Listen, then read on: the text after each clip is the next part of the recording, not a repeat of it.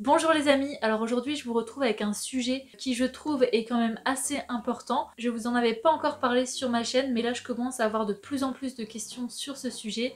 Donc je me suis dit que d'en faire une vidéo ça pouvait être une bonne idée. Donc c'est parti, aujourd'hui je vais vous parler de la porosité des cheveux. Alors en fait c'est quand même important de savoir quelle est la porosité de vos cheveux pour que vous puissiez venir faire des soins adaptés. Alors pour commencer, qu'est-ce que c'est la porosité ? Donc en fait ça va être la capacité que vont avoir vos cheveux à absorber et à retenir l'hydratation. Alors en fait tout autour du cheveu on retrouve ce qu'on appelle des écailles ou ça peut aussi s'appeler des cuticules. En fait ça va être des sortes d'écailles qui vont se trouver tout autour du cheveu et ces écailles là vont protéger les cheveux des agressions extérieures. Alors ces écailles-là vont être plus ou moins fermées selon le degré de porosité. Donc on va retrouver trois sortes de porosité. Vous allez avoir les cheveux avec une faible porosité. En fait, dans ce cas-là, les écailles vont être vraiment très serrées, lisses et bien fermées.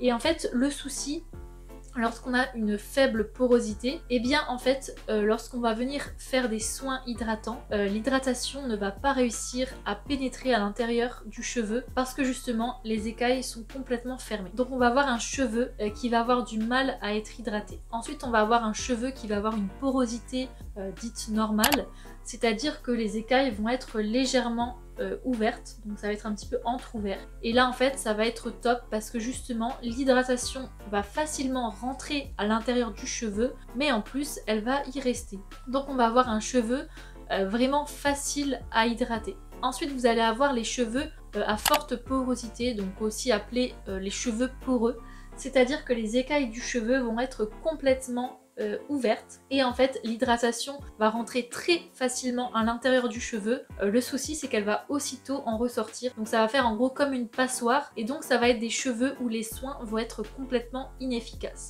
Alors voilà les 3 degrés de porosité. On est formé avec une porosité forte ou une porosité faible ou une porosité normale. Mais après ça peut aussi varier en fonction de ce que vous allez faire à vos cheveux. Par exemple, si vous avez eu recours beaucoup de fois à des produits chimiques, par exemple la coloration, la décoloration, la permanente, lorsque vous allez venir utiliser des produits chimiques pour vos cheveux, et bien en fait toutes ces choses-là consistent à venir soulever la cuticule et à venir mettre le produit à l'intérieur du cheveu et ensuite par un autre traitement chimique, on va venir refermer les écailles du cheveu pour que ça reste bien à l'intérieur. Si on va le faire une fois, deux fois, trois fois, bon là c'est encore pas trop grave. Le seul souci ça va être si vous allez le faire à répétition de plus en plus, et bien en fait le souci qu'on va avoir c'est que la cuticule va être tout le temps ouverte, fermée, ouverte, fermée, ouverte, fermée à chaque fois chimiquement. Et au fur et à mesure, eh bien on va avoir une cuticule qui va être complètement abîmée.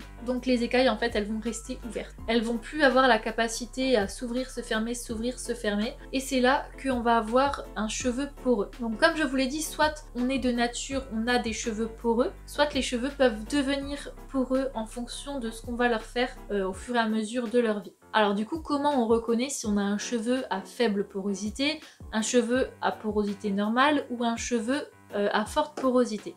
Eh bien tout simplement, il faut les observer. Donc si maintenant vous allez avoir un cheveu très brillant, qui va refléter la lumière, si vous allez avoir un cheveu qui va mettre vraiment longtemps à sécher, donc par exemple lorsque vous sortez de la douche, si vos cheveux mettent 1h30, 2 heures, voire plus à sécher, c'est que vous avez probablement des cheveux du coup avec une faible porosité. Pourquoi les cheveux brillent lorsqu'on a une faible porosité?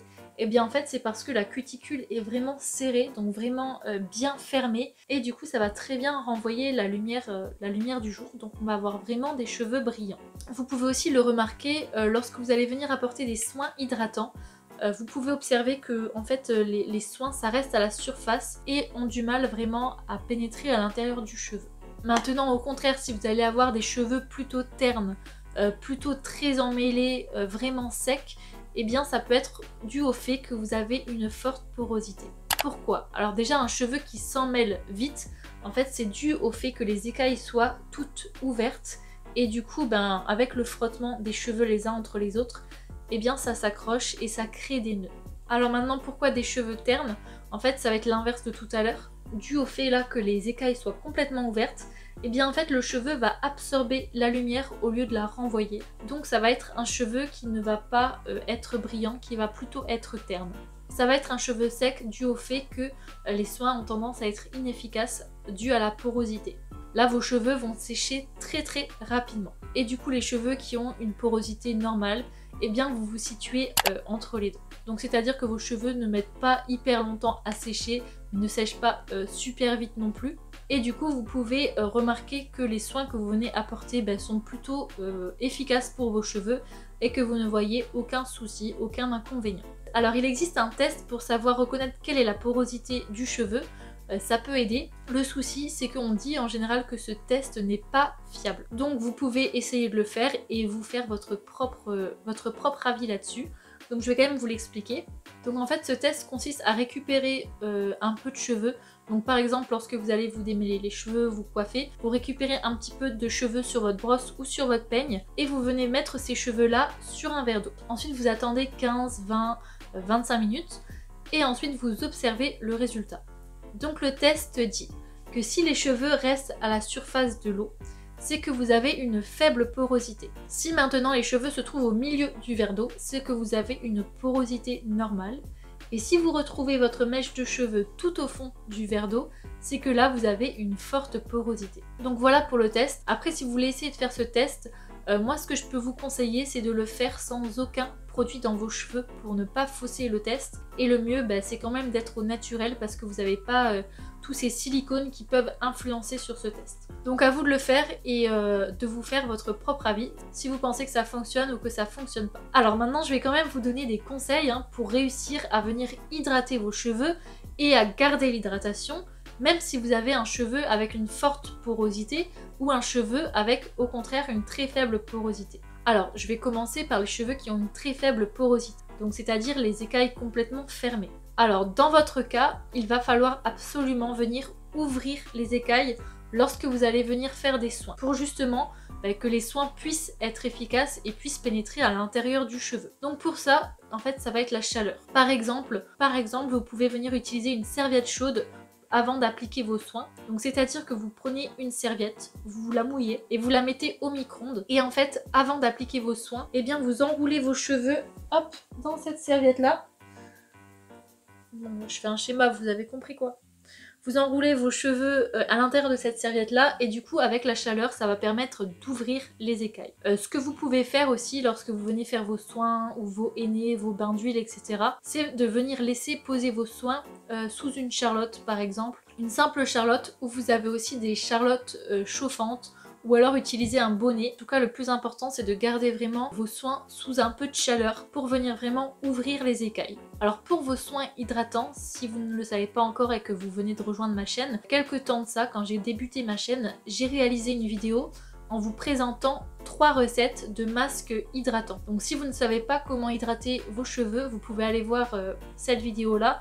J'explique vraiment comment moi je réalise mes soins hydratants. Alors ensuite, deuxième petit conseil, une fois tous les 2 mois, une fois tous les 3 mois, vous allez pouvoir venir détoxifier vos cheveux, par exemple avec de l'argile et un petit peu d'eau, pour venir justement retirer tous les produits qui ont pu s'accumuler sur vos cheveux, parce que vu que vous allez avoir une faible porosité, les écailles étant toutes fermées, les soins vont avoir du mal à pénétrer et du coup ça peut rester sur vos cheveux même avec les lavages et les rendre encore plus gras. Donc n'hésitez pas de temps en temps à venir détoxifier vos cheveux. Alors maintenant des conseils pour les personnes qui ont une forte porosité. Alors vous, votre but ça va être tout à fait l'inverse. Il va falloir absolument venir refermer les écailles et en même temps venir renforcer la kératine en venant faire des soins protéinés. Alors pourquoi des soins protéinés? Eh bien en fait ça va venir simplement renforcer la structure de vos cheveux. Donc pour faire des soins protéinés, vous pouvez utiliser par exemple du jaune d'œuf ou alors de la phytokératine ou alors vous avez aussi la crème de coco. Si vous voulez, dites-le moi dans les commentaires et je peux vous faire du coup une vidéo en vous présentant une ou plusieurs recettes de soins protéinés. Donc ce genre de soins là, les soins protéinés, vous allez pouvoir venir en faire une fois par mois. Donc pour vous, il est vraiment important de venir sceller l'hydratation parce que vu que lorsque vous allez venir hydrater vos cheveux, l'hydratation va aussitôt rentrer mais aussitôt ressortir. eh bien c'est vraiment important de venir la sceller avec une huile végétale ou même encore mieux en utilisant des beurres végétaux. Et dans ce cas-là, vous allez pouvoir utiliser du beurre de karité, du beurre de mangue, du beurre de cacao. Ça va vraiment être des choses qui vont être grasses. Donc vous en prenez un petit peu dans votre main, vous venez frotter et dès que vous êtes venu hydrater vos cheveux, vous venez finir par appliquer ce petit beurre là dans les cheveux et du coup ça va sceller l'hydratation. Donc évitez que l'hydratation s'échappe trop rapidement. N'hésitez pas à venir appliquer des démêlants. Donc si vous voulez vous les faire maison, je vous ai réalisé une vidéo aussi avec 3 recettes de démêlants à faire maison. Donc moi je pousse un petit peu au fait maison, hein. Donc je vais pas vous conseiller d'en acheter mais je vais vous conseiller d'en faire. Donc si vous voulez en faire, vous pouvez aller voir ma vidéo. Sinon vous pouvez utiliser une eau de rinçage vinaigrée ou une eau avec un petit peu de citron après la douche. Donc je vous ai fait aussi une vidéo spécialement avec des eaux de rinçage et plusieurs recettes. Et du coup là ça va être top pour vos cheveux parce que en fait vous allez l'appliquer après la douche. Et ça va vraiment aider à refermer vos écailles. Donc vous avez vraiment besoin de ces choses-là. Et voilà du coup pour la vidéo sur la porosité. Donc j'espère que ça vous aura aidé, que ça aura répondu à toutes les questions que j'ai reçues. Donc si vous en avez encore, n'hésitez pas à me les poser. J'ai hâte de lire vos commentaires. Je vous fais vraiment de gros bisous et je vous dis à la semaine prochaine. Ciao!